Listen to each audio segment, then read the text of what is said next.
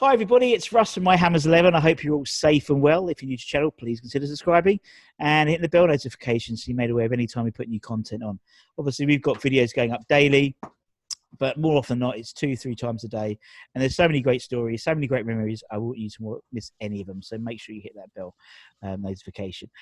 We have another foreign hammer today. Hey. He's the co-host of West Ham Way US podcast.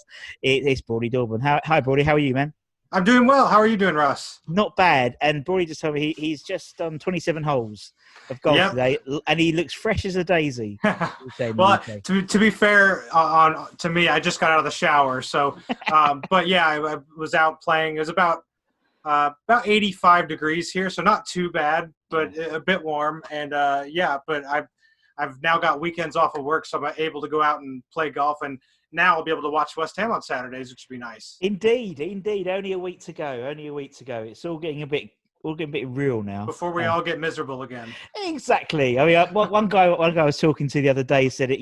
Going to West Ham, it seems the last couple of seasons have been a bit almost like a chore. But it's a chore they want to start doing again, and that's I think what everyone's sort of had enough now. They want to crack on and see what happens. But yeah, it's going to be a lot of soccer, a lot of football going to be coming your way. It seems over the next It's going to be good to have something to watch on the telly. I mean, but at the same time, and we can get into this later, but at the same time, you wonder if it's the right time to do so. I mean, I was almost thinking we got a get out of jail free card with the way things were going, and I thought the season should have been null and voided. But here we go. Now we got to buckle up, and we got some big fixtures coming up. Yeah, no, I agree. I was very much in the same fence as you, to be honest, Brawley. But the cards have changed, and we'll see. And who knows? Who knows if we'll finish the season? I've got a feeling. It's going to be something will happen. Second wave coming, and something like shutdown, that. maybe. Just got a feeling, and it's we'll see what happens. With so many other leagues have stopped. Obviously you've got the Bundesliga and La Liga are both on now, but Ligue 1 and loads of others, and the Scottish League and cancelled. Yeah, we'll see. Anyway, until that moment happens, we're always optimistic, and I'm optimistic. I think we'll do well in these next 9 games. I really do. Well, I actually placed a little bet. I think it was at plus 15,000, which is at American gambling terms. I believe that's 150 or 1,500 to 1. I believe. Yeah. And I put $15 on West Ham to finish in the top 10 to pay out like 2,500 or something like that. So it's worth a shot. I mean, I think if any team can benefit from this layoff with all the injuries that we had, and just to get away from it all and come back and start again, I think we have a good chance as any to really play well. Now we've got some really tough fixtures. I mean, there's no getting around these first 4 are going to be really tough. But after that, we've got 2 of the bottom 3 and 4 of the bottom 6, I think. So I think we got a chance, and I think we have as good of a shot as any to play some good football and get some wins under our belt. Yeah, so I agree. I agree totally. That's me being optimistic. No, I know. No, I'm optimistic as well. I think in a weird way, it's as you said, it's taken a global pandemic for us to have a fully fit squad for the first time in I don't know how long. And but I think you're right with all I think there's going to be a lot of them. Obviously, you look at the Bundesliga, look at the results. There's not a lot of home wins. It's all up in the air, and obviously we've played 2 friendlies. We won both of them, and so it's all momentum. So we'll see. Yeah, we'll see how it goes. I hope to do a couple of videos because obviously I'll be working there. So I hope to do a couple of videos from inside the compound. So we'll see. Yeah, I would love that. I'd love to see that. I'm going to see. We'll be your roving reporter for the next few games. But we'll be living through you for the next couple of months. Yeah, no, it's not going to. Yeah, I'm going to probably be the only bloody YouTuber who's going to be able to get in this. So very well might be. Yeah, so it'll be exclusive content for My Hammers for sure. Anyway, Brawley, why West Ham? Why was West Ham your club? Well, I had a little bit of easier decision than most Americans do. My dad is from London. He grew up in actually West London. He grew up in a little town called Perivale, just off the Central Line. And so typically around that area, you're either Chelsea, QPR, Brentford is the closest team to him there. Mm. But his mate who lived right down a couple doors from him was a West Ham fan, and they used to get on the Central Line and just run over to East London and to Upton Park, and they used to watch the games there. So I did not have a choice when I was born. I think if I would have picked another team, I would have been crucified and disowned from the family. So I was West Ham the day I was born. It's not like I watched Green Street or any of the played FIFA or anything like that, because you do hear a lot of that over here. Yeah. But yeah, I didn't have a choice, so I was West Ham from birth, unfortunately. Yes, exactly. Yeah, you're somewhat marked before you've even had a chance to make your own decisions. But and to be honest, that's the same as most people, in the UK, isn't it? It's like your birthright is that if your family's a West Ham fans, chances are you're going to be a West Ham fan and stuff. Yep, but, that's how it should be, really. It's true. It's so true. And obviously, what's it like? Obviously, it's probably a lot easier than what it used to be, particularly I think for the more experienced American fans, because there was like one match a week and stuff. Yeah. But you've got it all over there. It's like, we've got every single game streamed and on television. So you can pay $50 for the NBC Gold Pass. So NBC is the company that airs the games over here. Yeah. And you can pay $50 and you get every single game that's not on TV. You can get streamed no matter where you are. The only games you can't stream on your computer are the games that are actually on the telly. So we literally have access to every single game over here. And, when I go over there, that just blows people's minds we have the ability to watch all these games. And now you guys will get a little taste of it since we can't go to the game. And Kat wants to come by and say hello. That's all right, yeah. So it's a lot easier than it used to be. You're absolutely right. There used to be Fox Soccer, and we would get 9 times out of 10 it was Liverpool, Man City, Chelsea, or Arsenal. Or Man United. Those were the only games that were on. You get one a week. But now, since NBC has come in, it's been astronomically easier to watch the games, and it's great to be able to go to the pub and watch with all your mates, and you can watch every game in the pub too, which is great. Yeah, no, it's mental. I mean, obviously, I spent a lot of time over there, and didn't see a West Ham game because I always have to. I'm very good with my my business trips, so I never miss a game at home. Exactly, but it's just mental, isn't it? I just I remember. For the World Cup, I was in a bar in Atlanta at 6 o'clock in the morning, watching England versus Wales or whatever, and it was just absolutely bizarre. Such a bizarre thing, but that's normal life for you guys. Oh yeah, it's great. I mean, there's nothing better than a Saturday morning where you wake up at 6 or 7.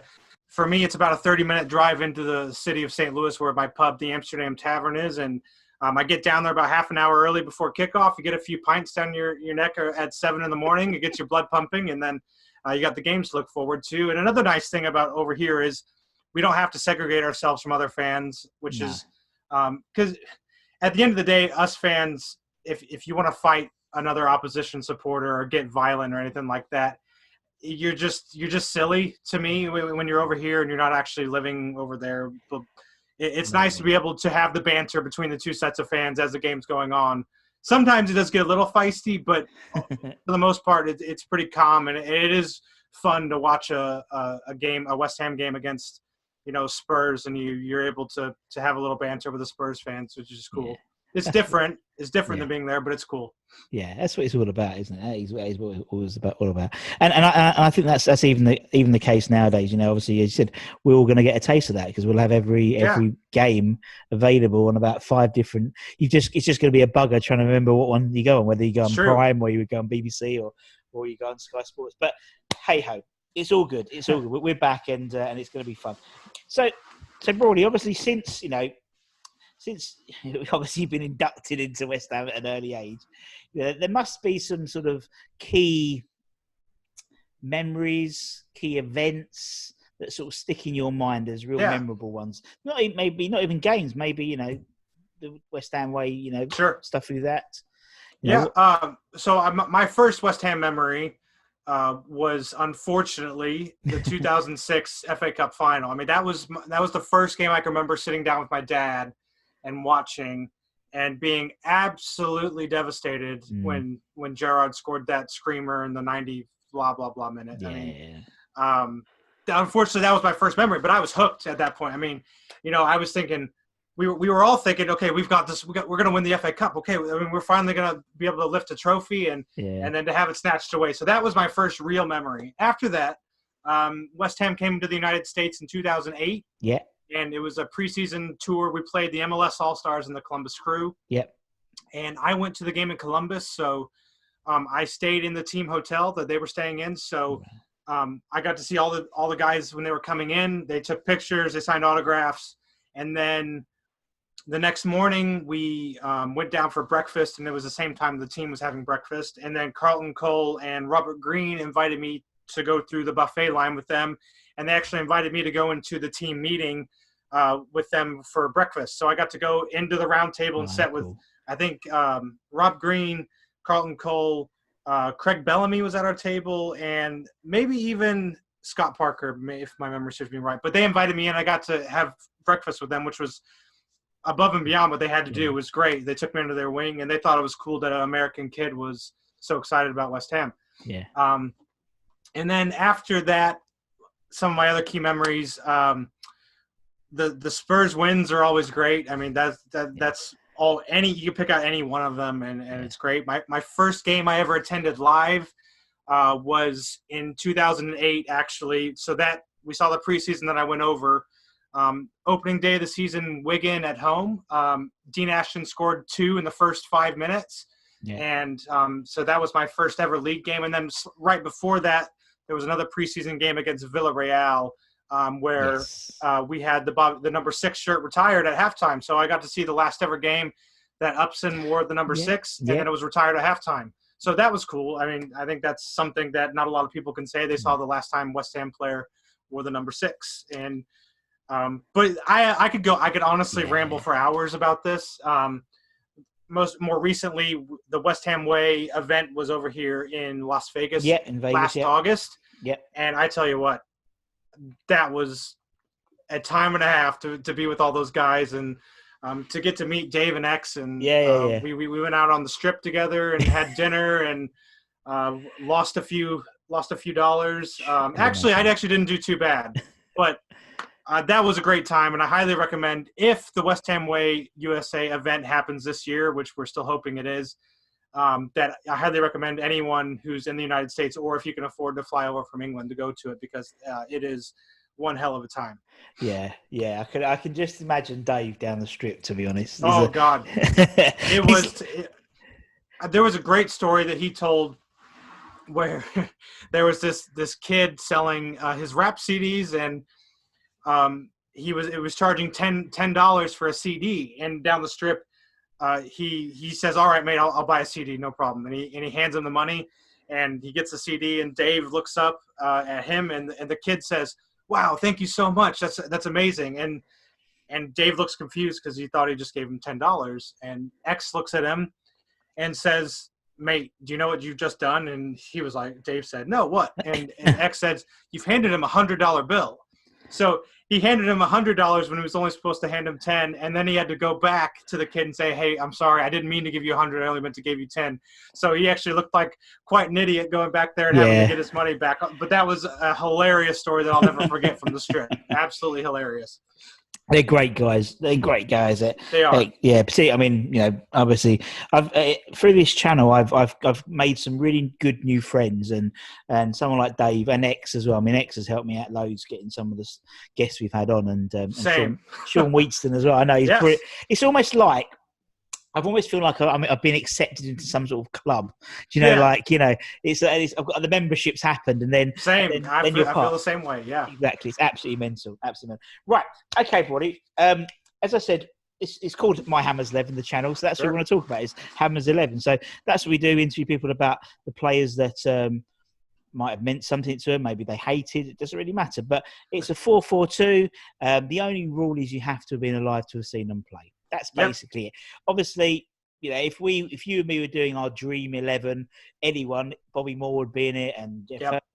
But obviously, we weren't around to see them. We were around to see Gary Breen and Guillermo Franco. Guillermo Franco, that's a name I haven't heard in a long time. Oh, Guillermo Franco, God bless Mexican. Him. Yeah. He was the true Mexican before the imposter Chicharito turned up.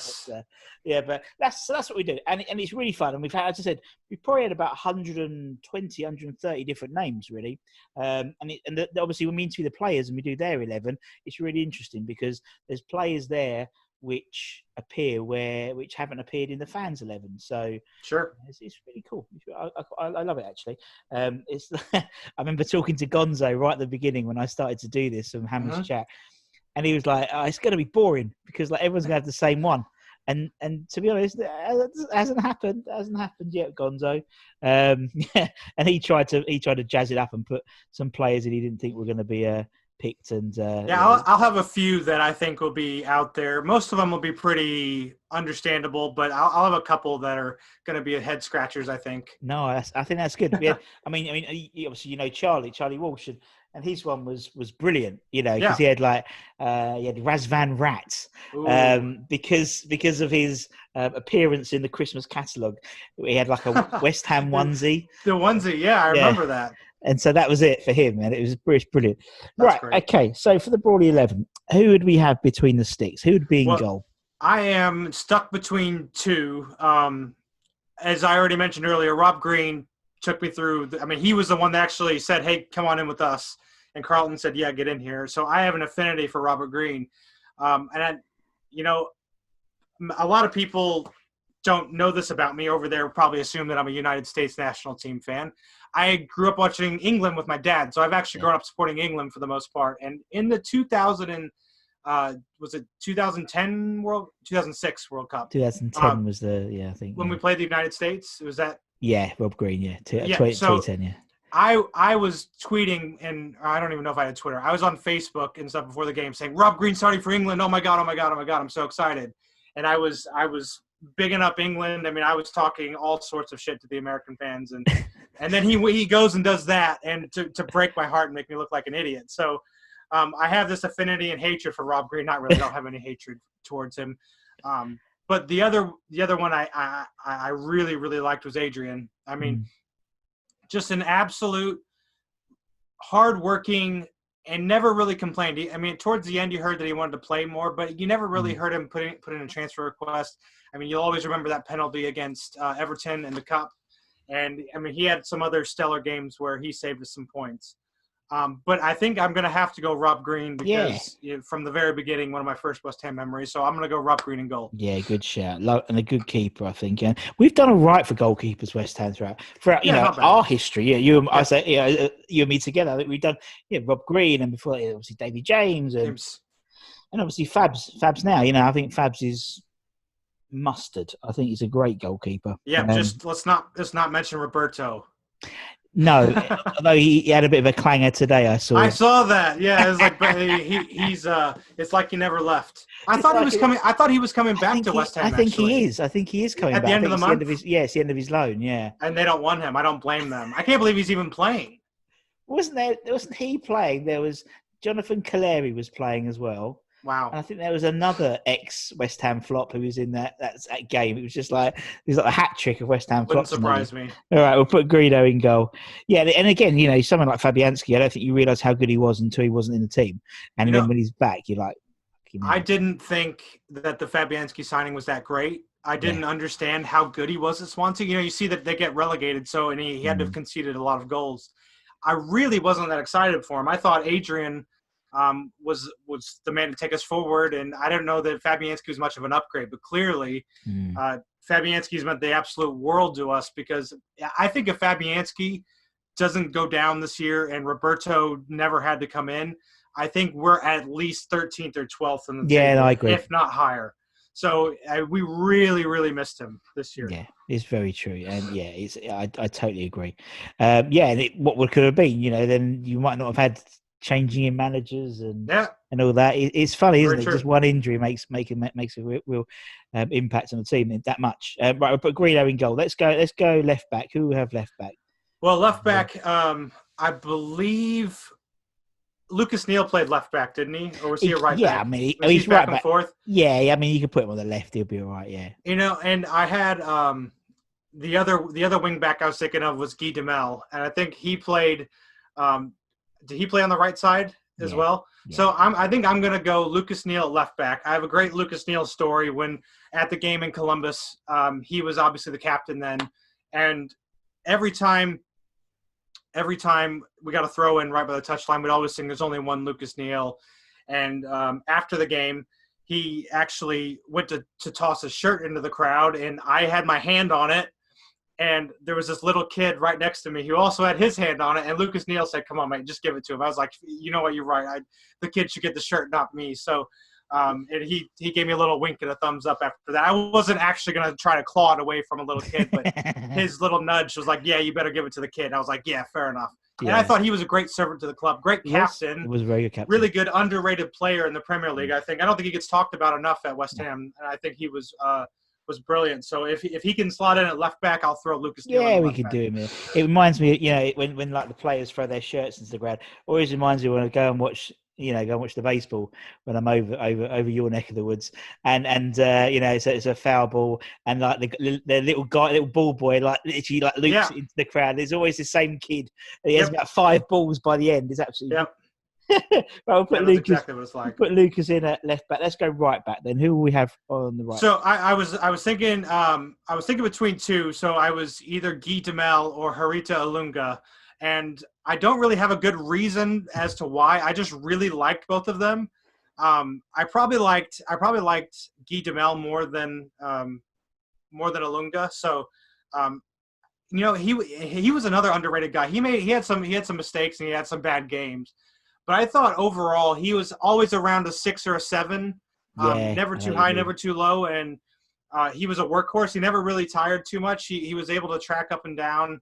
Nothing spectacular, but that era of West Ham was really when I got into watching it. So under the Sam Allardyce days. So I'll probably go Guy Demel. He was a solid player, wasn't he, Guy Demel? He was built. He was, a very similar build to someone like he's slightly taller than Antonio, I think, but that sort of muscular guy. And he did a good job. He scored against. I think his goal was against Liverpool. I believe it was. He scored one. Yeah, I think that was it. And I think he played about 70 games or something like that in total. Yeah. At the end of the day, if I'm wrong, someone would always comment on YouTube and tell me I was wrong anyway. Probably Kent Hammers. Shout out to Kent Hammers because he always picks the fact checker. Yeah, he's my unofficial fact checker. Right, okay, so we put Guy Demel at right back. Let's go centre backs then. Who's your first centre back then, Brawley? So and my first guy is a no-brainer.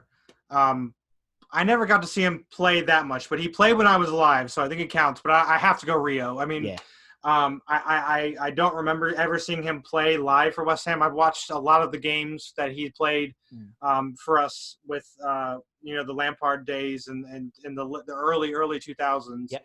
And I just think a world-class player who unfortunately we had to sell just because I think money was tight and the owners had to sell up to and I believe we sold him to Leeds, and then from Leeds he went on to Man United. But a player that you wish could have stayed around, but unfortunately it didn't work out. But if you're building a team, I think a spine of Rio Ferdinand in it is as good as any. So I have to say Rio, and I admired him watching him at Man United and for England all these years. So I'm a huge Rio Ferdinand fan. I love the Ferdinand family, all the Ferdinands. But Rio has a special place in my heart, although I didn't get to really see him play live.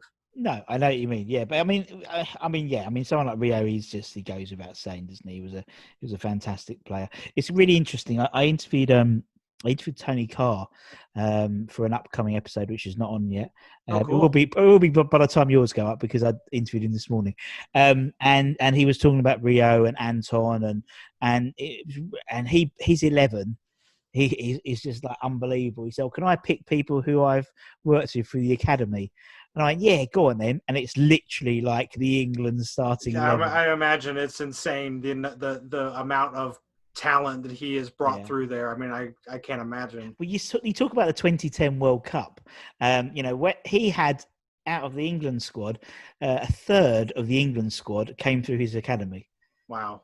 and it's just absolutely mental. Honestly, it's a really good episode. Lovely guy as well. Yeah, that's insane. Yeah, it's brilliant. And literally the names, you reel them off, and even the people who didn't play for England but still played for West Ham. And even now you've got, Mark Noble was one, and Jack's over where you are, Atlanta and stuff. And no, it's incredible the journey he's done, Tony Gale. That's great.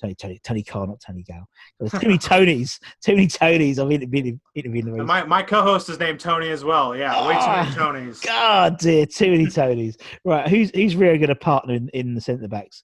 Well, I thought about going off the wall a little bit here, just as a joke, but just a memory that always sticks out in my head is Roger Johnson running backwards against Manchester City, and there'd be something hilarious to have Roger Johnson paired alongside Rio Ferdinand. I don't think I'm going to do that to Rio. I'm going to be a little bit nicer to him.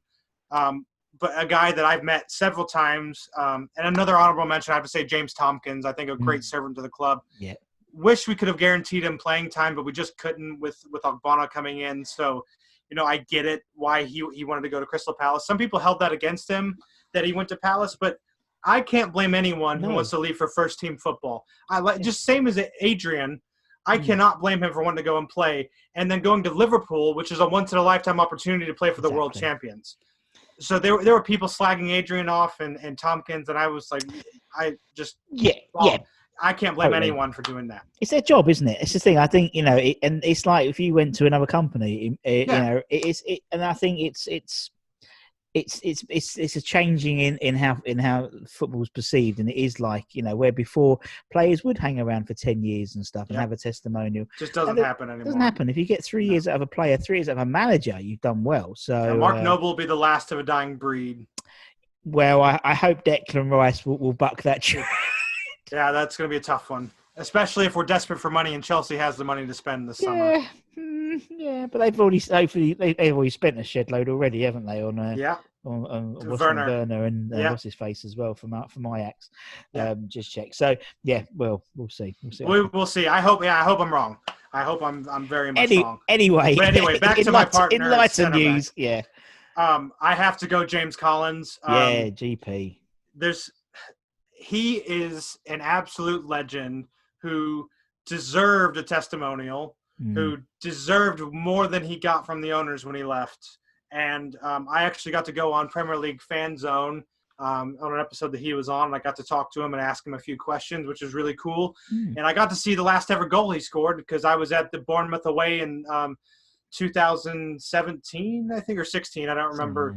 But it was the crazy Bobby Madley game where he gave the penalty it was offside handball from Callum Wilson, and funny enough, I've had Bobby Madley on my show several times, and I've got to talk to him. And actually, Bobby and I are now good friends, and we talk regularly. And I always told him all the names I was calling him at that day, and that was just a crazy day. So it ended 3-3. But Ginge, his last ever goal he scored was in that game, so I got to see that, which is cool to say.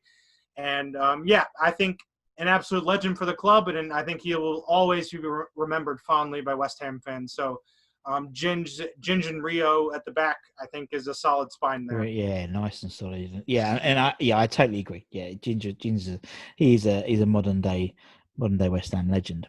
He is, and he still deserved a chance to say goodbye, and he never got to do that. No, he never got. But you never know.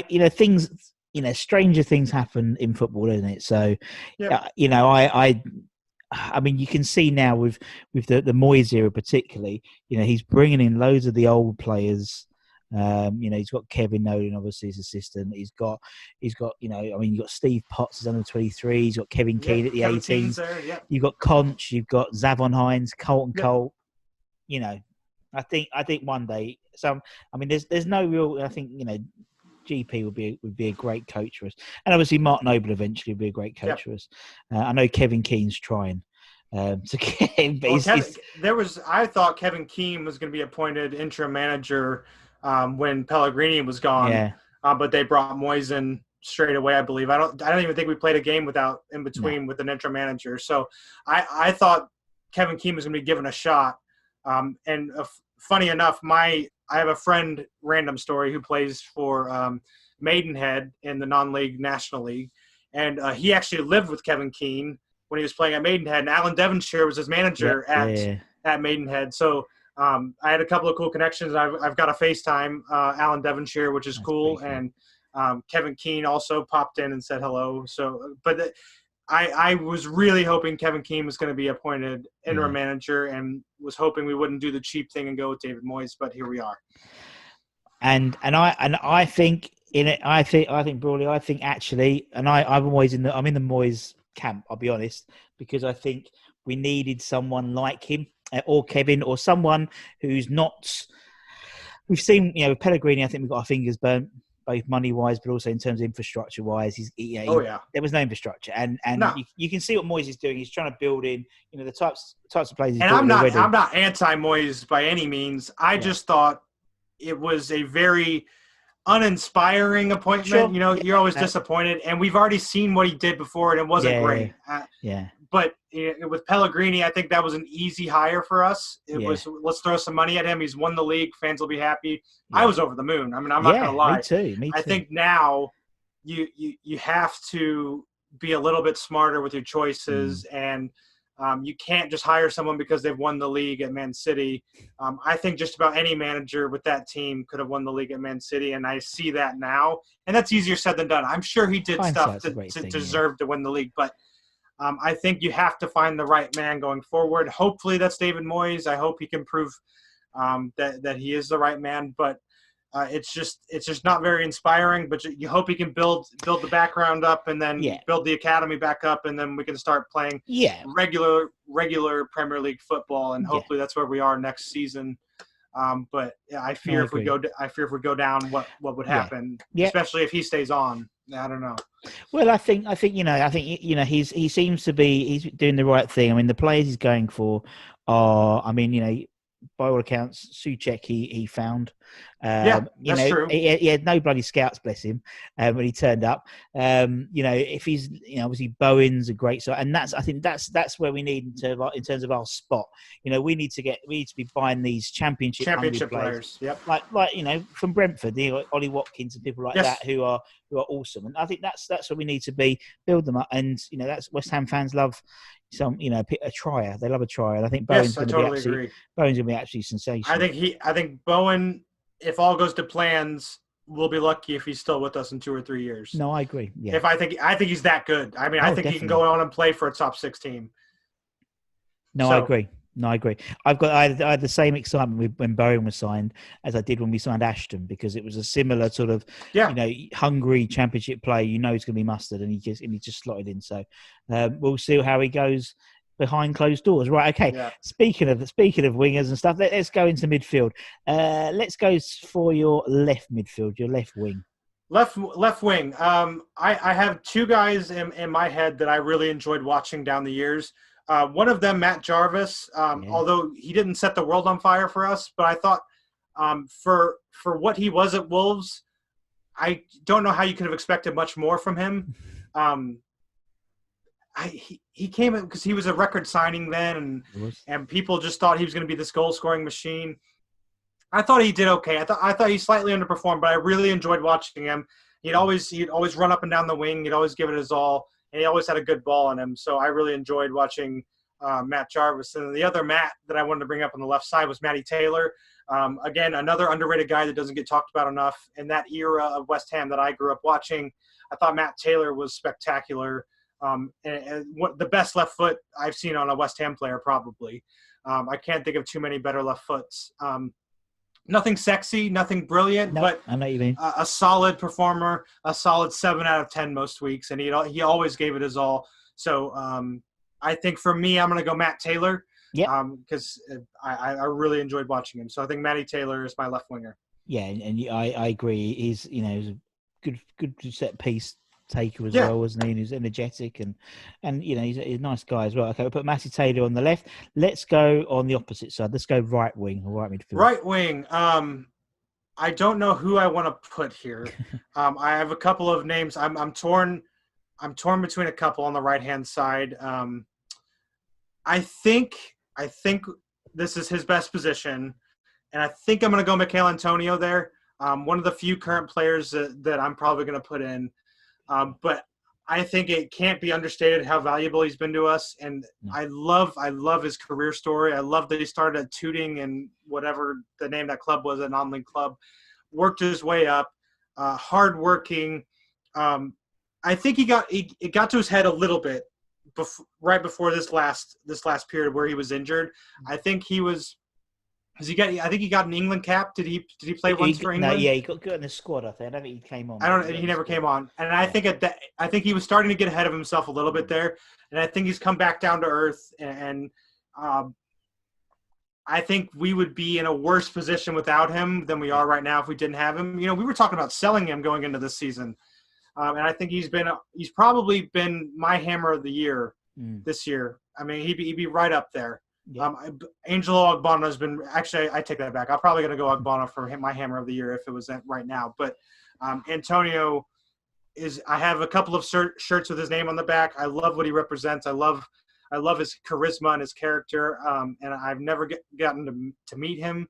But I think great guy, great winger. I'm putting him on the right wing. Yeah, exactly. And the man has got – pace coming out of his ears, and he's just but he's not just quick, obviously we've had quick players, but he's quick and he's just a unit, and him and if you look at your team, him and Guy Demel on that right side, if I was a left winger, I'd be shitting myself. Terrified. I wouldn't want to go up against them. And everyone talks about how he needed to play with someone up front, and as soon as Antonio went up front with him, it clicked, and you saw some glimpses of the guy we got from Frankfurt, in terms of the quality. And I think, I really wanted to see, not to go off a different subject, but I really wanted to see more of Hernandez and Haller up front together.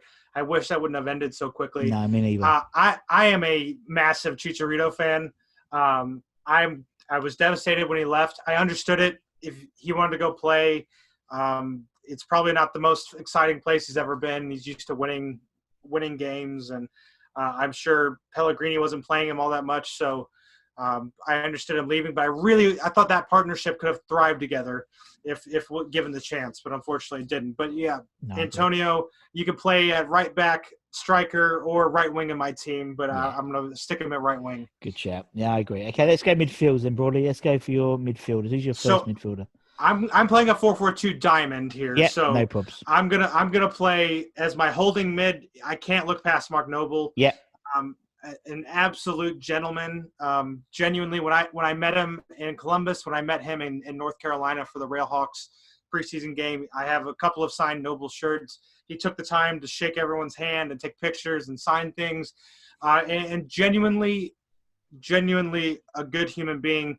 A great role model for people to look up to, an absolute servant to this club. I think it cannot be understated how important and valuable and how just much of a you'll never see another one like him again, I don't think. So Mark Noble has to be in my central holding midfield, and his testimonial was a great memory that I have watching it at home. Was really fun to watch, and I just think we'll never say a bad word about Mark Noble. No. He can have terrible game after terrible game after terrible game, and I might say, it's time to drop him, or he's getting old. But all these people that just slag him off week after week, I don't think they realize how important, how valuable, and how much of claret and blue blood runs through his veins. I mean, if you cut his arms open, they would bleed claret and blue. So I can't understand people bad-mouthing him like I see on a regular weekly basis on Twitter. But that's West Ham fans for you. That is, and it's the same as you said. It's the same. I don't think we're as bad as other fans. Watching Arsenal fan TV and stuff, it's like, which is brilliant. And as soon as Arsenal lose a game, you want to watch. It's great. That's your always go to brilliant. YouTube when they lose. Yeah, it's brilliant. But I mean, I think and I think it was a case where a couple of years ago, Mark did seem to be on his way out a little bit under Slav, I think, particularly he was 60 minutes and Slav always did his substitution 60 minutes. Same subs every game. It was always Noble going off. Whereas now, I think obviously with Deck around, he does a lot of the donkey work and Mark can play more and he can, he's playing 90 minutes, he was playing 90 minutes, quite regularly. And yeah, he is West Ham, and he's my modern day Billy Bonds, because I wasn't around to see Billy play. Exactly. So same. he is. Yeah, totally. Yeah, same as you. And you said, the testimonial was a, you don't get testimonials now in the Premier League. I can remember Mark's, I can remember Vincent Kompany's and Jamie Carragher's, and that's all I can remember off the top of my head. And yeah, it's a very unusual thing. But yeah, Mark's in, good shout. And who's going to be your the top of your attacking diamond? midfielder? Yep. So as much as it pains me to say his name, Dimitri Payet was the best player I've ever seen play at West Ham. I mean, I can't think of every single week more of a player who just made my jaw drop every week. All of his touches, his Rabonas, his crosses, his free kicks, his solo runs. I mean, every single week he was an 8 or 9 out of 10. Yeah. He had the odd game where his head would drop and it didn't seem like the effort was there, but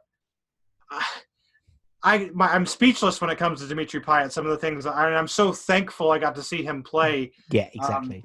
For West Ham, and the season I got to go over there was the season when Payet was there. Was the season that who was it for Everton that 2-footed him, scissor tackled him, and injured him? That was right before I came over there. Was it James McCarthy? I think it was. Yeah, McCarthy. Yeah. Absolute prick, James McCarthy. But I can't stand him to this day. But yeah, he took away. So I got to go to that season. I saw us play Manchester United away. It was a 0-0 draw. I remember Mauro Zarate should have scored an absolute sitter to win us that game. But it should have been Dimitri Payet playing in that game. And I always am upset that I never got to see him play in person. Yeah. But we were blessed to have Dimitri Payet. Yeah. And it was a shame it ended the way it did. And people, I understand another guy from my branch of the channel, Dave Walker, despises him. And you have lots of people that think like that. I would, you see the rumors every single transfer window. Dimitri Payet, is he coming back? Is he coming back? Is he coming back? Yeah. I would welcome him back with open arms. I still think he has. I still think he could play in the Premier League and be our best player. Mm-hmm.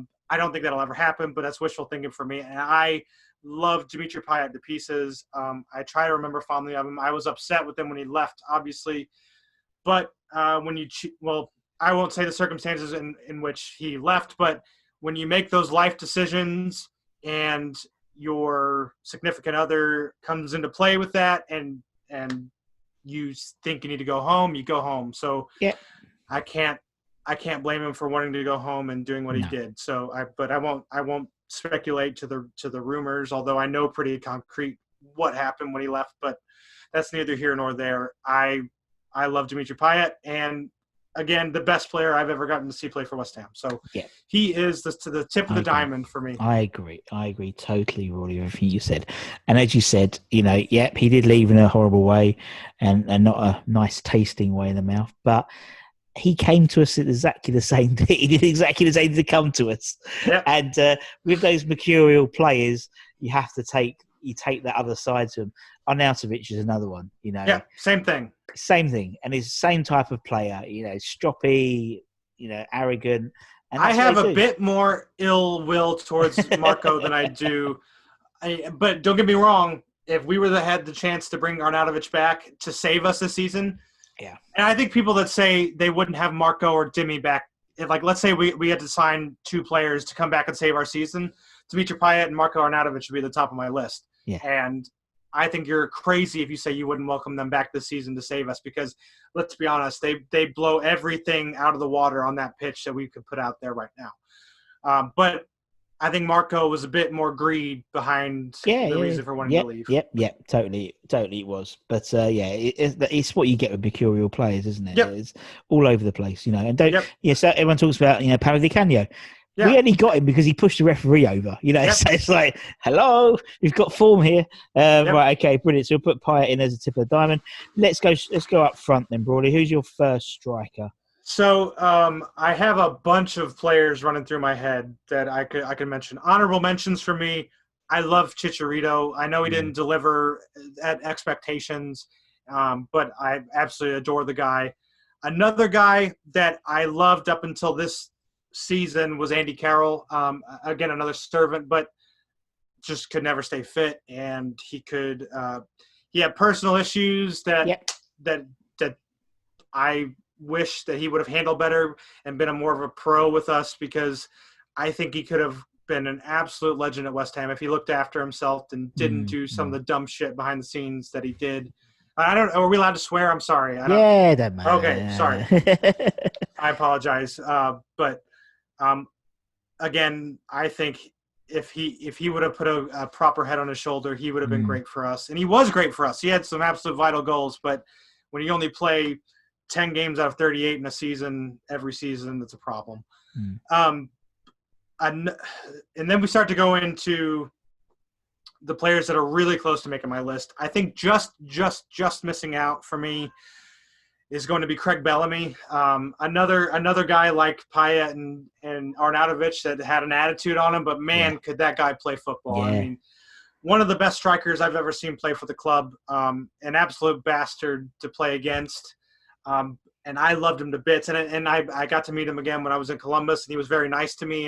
And I have a big headshot of Craig Bellamy that he signed and made out to me, which is cool. But those are my honorable mentions. Now to get into striker A, I'm going to have to say Carlton Cole, again, another legend of the club, a servant, a man who deserves everything from us. And I'm so thankful I got to watch him play. And again, he invited me, and I got to actually eat with him for a day, which was great. So cool. And I think just a loyal, perfect servant to the club. And he actually came over to the United States and played after he left Celtic. He came over and played for Sacramento Republic, which is in the same league that my home team, St. Louis FC, is in. Unfortunately, the first game that he signed for was against St. Louis in St. Louis, but he was still not ready to play yet. So I didn't get to see him play in my hometown, which was disappointing.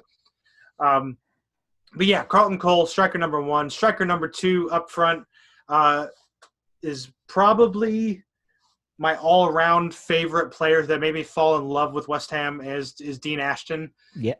Bobby Zamora narrowly missed out as well. I should say that because I love Zamo.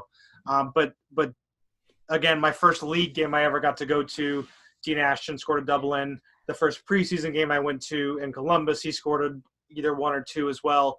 And I actually, now that I'm thinking about it, I believe that was the last game, the last goals he ever scored for the club was the Wigan home game. Because in that game, he sent that free kick into row Z and tore his ligaments in his knee. And then he came back and played a few more, but I don't think he scored any more after that. So, but yeah, another good reason to throw him in there because I got to see him play in his last goals. So, yep, Dino and Carlton Cole up front, and that'll round out my 11. Yeah, he certainly does, Brawley. Nice team. Listen, man, thank you so much for your time. It's been great. It's been really fun again, thank you for staying up so late. For the people watching at home, he stayed up till almost midnight doing this for me. Don't be stupid. Don't be stupid. 6-hour time difference. So. Yeah, don't be silly. Yeah, Central Time and all that. No, it's great chatting. And as I said, my wife's gone to bed, so I'll only be playing FIFA instead, and I'm shitting. Hey, all right. No difference. Brawley, it's been absolutely brilliant. Thank you so much. And obviously plug the pod. And it's something I didn't even really get to talk about. I totally forgot to. Thank you for reminding me. Don't worry, I'll do the job. Yes, well, that's good. That's good. You're in charge here. So me and my co-host Tony Clark, we formerly known as the American West Ham Podcast, we were brought over to the West Ham Way. Dave and X reached out to us, and we now run a podcast called the West Ham Way USA Podcast. And it's an honor for me and Tony to be asked personally by Dave and X to come and do the American side of their show, which we really appreciate. Since this COVID thing's been going on, we haven't been doing a lot of recording. That will be changing. So please give us a chance if you haven't listened to us. If you want to hear 2 people with funny accents talk about West Ham, we're the perfect pod for you. Some notable guests for us. We had, as I mentioned before, Bobby Madley, one of the best VAR explanations I've ever gotten because he's actually gotten to work inside the VAR booth. So if I had to recommend one pod to go listen to, go find both Bobby Madley podcasts and go listen to those. Other notable guests, if you're American, you'll know Arlo White because he's the main commentator for us over here, and Rebecca Lowe is the NBC lead anchor in the studio. So we've had them on, and several others that I could go on and on. But go find, if you're new to our show, go find those shows and listen to them, because they're really, really good. And I think you'll enjoy them. If not, then fuck off. I don't need you. Just kidding, people. Just kidding. All of you. Thanks, man. Obviously, thank you to everyone for listening and watching. Obviously, make sure you check out the West Ham Way US pod, definitely. Obviously, you know what to do. Like, share, subscribe. Obviously, again, humble. Thank you for everyone messages and stuff. Keep them coming. It's really nice to see. And until next time, for me and Brawley, everyone, take care and stay safe, everybody. See you soon. Bye-bye, everyone.